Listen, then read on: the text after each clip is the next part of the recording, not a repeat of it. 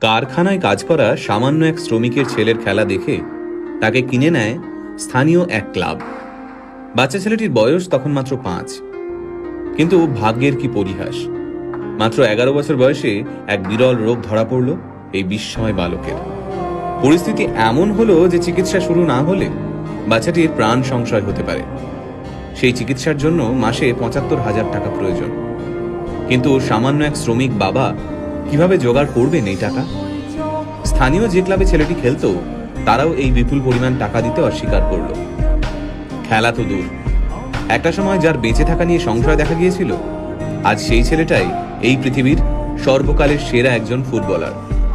হ্যাঁ, ঠিকই ধরেছেন। আজকের ভিডিওতে আমরা কথা বলবো লিওনেল মেসিকে নিয়ে। 1987 সালে আর্জেন্টিনার রোজারিওতে জন্ম হয় মেসির। বাবা কাজ করতেন স্টিল ফ্যাক্টরিতে, মা ছিলেন সাফাই কর্মী।